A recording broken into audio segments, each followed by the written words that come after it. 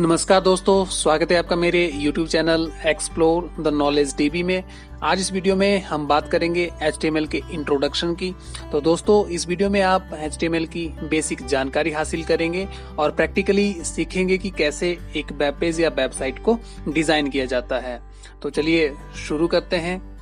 तो HTML का पूरा नाम हाइपरटेक्स्ट मार्कअप लैंग्वेज है और इसका इस्तेमाल वेब पेज या वेबसाइट क्रिएट करने के लिए किया जाता है। तो HTML में वेबसाइट या वेब पेज को डिजाइन करने के लिए बहुत सारे टैग्स होते हैं जिसकी सहायता से हम कोई भी वेब पेज या वेबसाइट डिजाइन कर सकते हैं। तो HTML में डेवलप की गई वेबसाइट या वेब पेज को हम किसी भी ऑपरेटिंग सिस्टम में चला सकते हैं।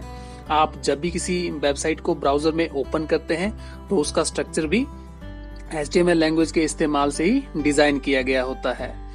तो चलिए अब हाइपरटेक्स्ट मार्कअप लैंग्वेज का मतलब भी समझ लेते हैं।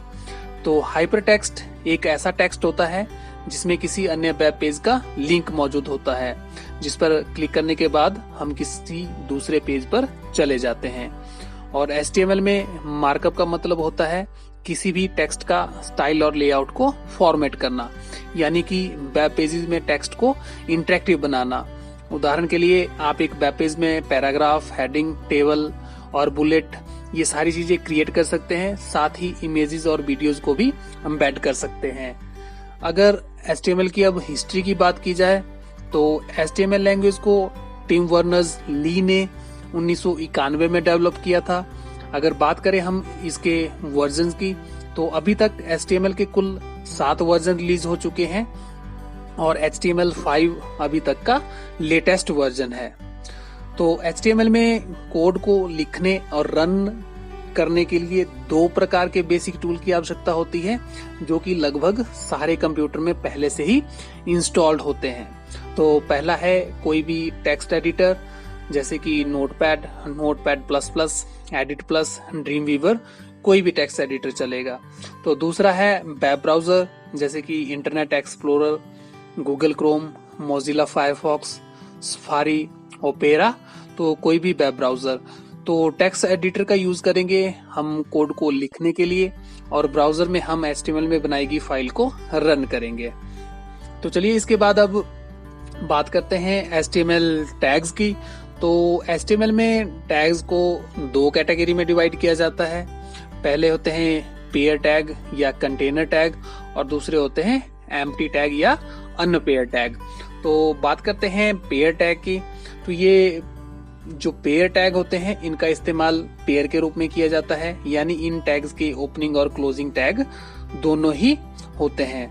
तो उदाहरण के लिए जैसे HTML टैग का ओपनिंग टैग HTML है और क्लोजिंग टैग इस तरह से HTML होता है। ऐसे ही बाकी टैग के आगे भी फॉरवर्ड स्लैश लगाकर इन्हें क्लोज किया जाता है। तो इन्हें हम पेयर टैग या कंटेनर टैग बोलते हैं, क्योंकि इनका एक कंपेनियन टैग होता है। तो दूसरे हैं एम्प्टी टैग, जिन्हें अनपेयर टैग भी कहा जाता है, क्योंकि इनका कोई भी क्लोजिंग टैग नहीं होता। तो लाइन ब्रेक के लिए BR टैग इसी कैटेगरी में आता है।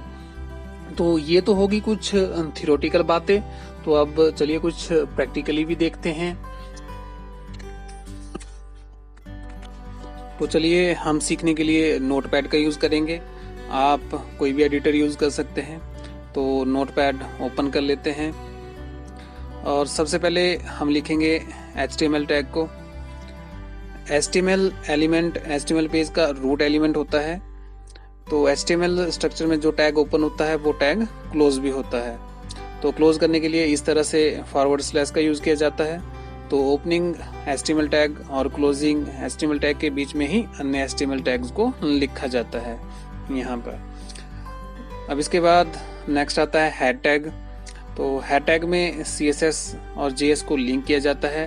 हेड में जो भी कंटेंट होता है वो पेज पर नहीं दिखाई देता है। तो HTML के हेड सेक्शन में ही एक टाइटल टैग लिखा जाता है। तो टाइटल टैग के द्वारा HTML डॉक्यूमेंट का टाइटल लिखा जाता है, ये वाला टाइटल जो कि यहाँ पर डिस्प्ले होता है। अब इसके बाद आता है बॉडी टैग। पेज पर जितना भी कंटेंट होता है, चाहे वो टेक्स्ट हो, इमेजेस हो, वीडियोस हो, वो सब बॉडी टैग के अंदर ही लिखे जाते हैं। यहाँ पर। तो इसमें हम कुछ लिख देते हैं। तो ये है HTML का डॉक्यूमेंट स्ट्रक्चर। मैक्सिमम काम हमारा बॉडी टैग के अंदर ही होता है। तो चलिए अब इस फाइल को सेव कर देते हैं और ब्राउजर पर रन करते हैं। सेव करते समय इस बात का ध्यान रखना है कि फाइल नेम के बाद .html इस एक्सटेंशन का यूज करना है। कोई भी नाम दे दीजिए और इस तरह से .html। लोकेशन चूज कर लीजिए जहां पर आपने फाइल को सेव करना है। इस तरह से मैंने इस फाइल को डेस्कटॉप पर सेव कर दिया।